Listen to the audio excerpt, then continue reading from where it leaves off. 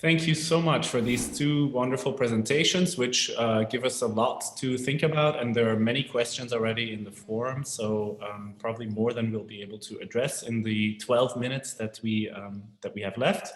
But I'd nevertheless like to start with one specific question for the two of you and picking up some of the suggestions already, which is if architecture here in your analysis and your presentation shows to be have quite a complex role in shaping both regimes of violence and also giving, let's say, projective ideas or proposals for peace building.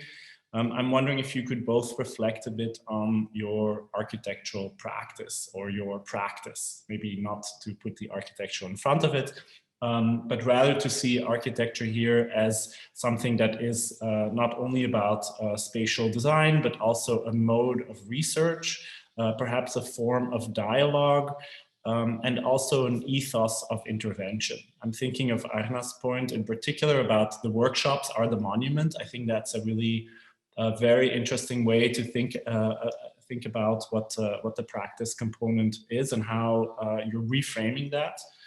And for Charles, how you use technology and media in a way and think about the spatiality and the materiality of the sea in ways that that critical geographers might begin with or would also do. But I think, you know, your practice is something that that speaks maybe to the openness of architecture to allow for this kind of initiating of projects in a way that, let's say, more conventional academic disciplines that do not have a profession attached to it remain less open or have clearly not afforded such kind of interventionist modes or practice modes of inquiry. So if you could reflect on the relationship between design, research, intervention, engagement in your work. And there were some questions also about if you could position yourselves also vis-a-vis the topics that you research. Maybe that can be folded into this question as well. Thank you.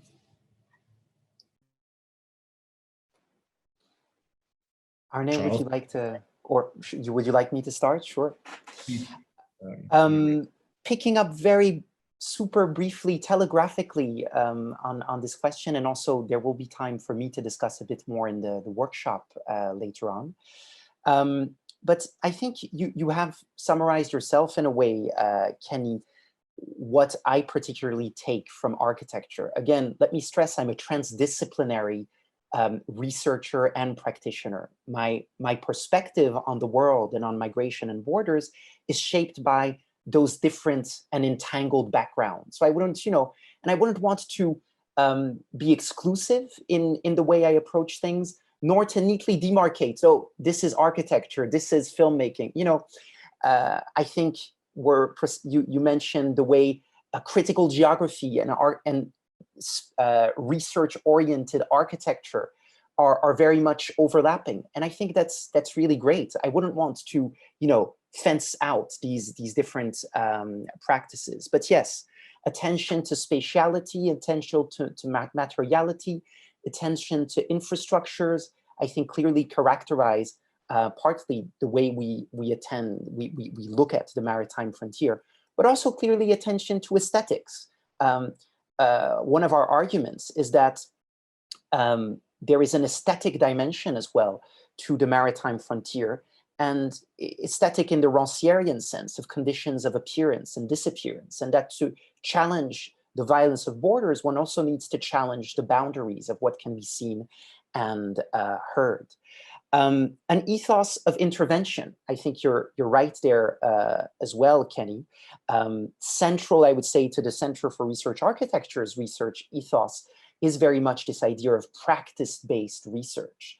And very concretely, I mentioned that Eyal and others were seeing emerging this forensic turn in human rights practice. And we believed collectively that this both had a lot of potential, but also raised challenging issues, problems. But we felt that the best way to think about that was not somehow to reflect about these issues from afar, but actually try them out. Try out that turn, try out those tools, experiment with them, and try to maneuver a space for critique from within that participation, that intervention, what we refer to as critical proximity. So I think it's very much a practice of doing and thinking, which are inextricably connected and dialectically connected to each other. And I think for the sake of brevity, I'll leave it at that. Thank you. Arna?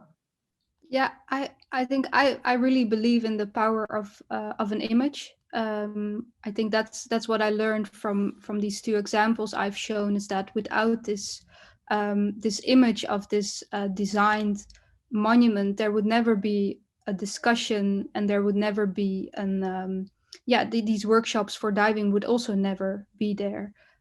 Also, my book was actually the first architecture book published after the war in Bosnia-Herzegovina. And I think because I'm in a way an outsider because I live in the Netherlands, I could also I could also do this design research and look at it from a more distant view. And also what I learned from this project of the temporary monument for Srebrenica is that without these faces staring at politicians in The Hague, because it stood there for 3 weeks, the discussion would also not start, and then also The Hague wouldn't decide to make this a permanent monument. And I think what is important is to show the possibilities, and to organize, and really organize a debate as well. And I think, for me as an architect, I also see that as one of my responsibilities. So not only, bringing images out to the outside world, but also really doing something with them. So organizing this discussion. Yeah. Great, thank you. And I don't know if you both already had a chance to look at the flurry of interesting questions in the chat, which you're free to pick and choose from. If not, I will make a suggestion. Perhaps the final question about monuments at a time when monuments must fall has become a very powerful credo and larger calls for decolonization. If you could reflect on the projective or the constructive power of monuments to shape alternative futures, Arna. And for Charles, if I can pick out and combine a few questions, the role of the EU, of course, in the mobility conflicts and border work that you've described, gives, I think it's almost a rhetorical question, if that the EU has any moral legitimacy to dictate human rights elsewhere with what passes under its current aegis. And if you could speak perhaps more specifically to Frontex, the role of Frontex, which popped up in 2 questions. Thank you. Yeah, so for your first question, for me, I really don't believe in monuments monuments that are built now as new monuments. I don't believe in monuments that are passive, that are just standing there to be viewed. I really believe in active monuments, so monuments that bridge differences, that make a discussion possible. And that's why we also immediately decided for this monument to be temporary. And the monument of course also exists out of these 25 images of 25 year olds. But these are all young people that have an idea about why it is important to remember today. And in 5 years' time, it will be, they will have a different opinion, or there will be a new generation. So how to make this remembering relevant every year, and maybe, so I don't know the right answer to it, but for me, it's really more in something that is more active, maybe moving, changing.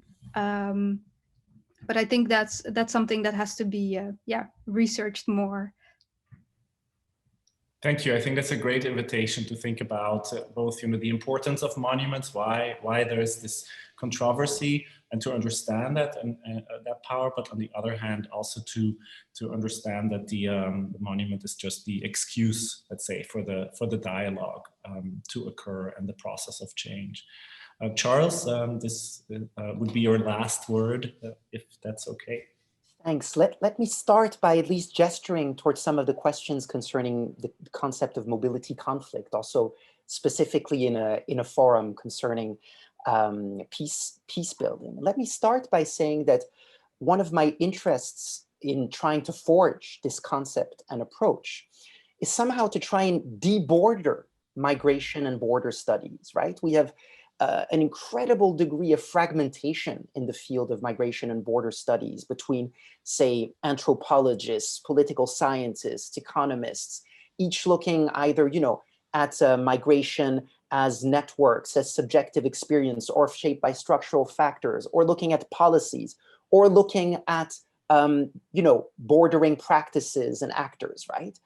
And of course, that fragmentation leads to specific analysis, but it also prevents us from achieving some kind of holistic understanding of the way mobility conflicts are reproduced across different scales. And I really see the potential of the way conflict analysis operates at different scales as well, to kind of cut through these divisions within more classical migration and border studies, and yes, bring somehow these connections to the fore. So this is a concept I would say I'm starting to develop, and more work needs to be done. But essentially, I'm interested in somehow starting by these moments of clash, right, between the movements of migrants and bordering practices, and somehow reconstructing backwards what leads to that clash.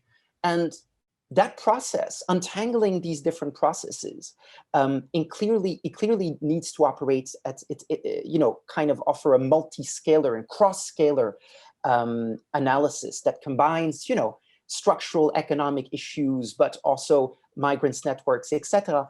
Clearly includes as well questions of race in Europe. Needless to say, I saw Klaska was hinting at that.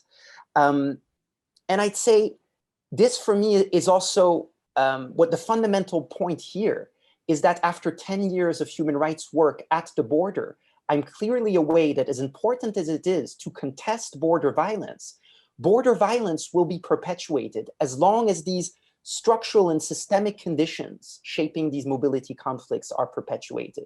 So even though I continue to document violations, this is essential. I continue to support other activist practices. I also think we really need to first offer an analysis of these systemic conditions shaping mobility conflicts so that they can be transformed. And here I'm gesturing to another question.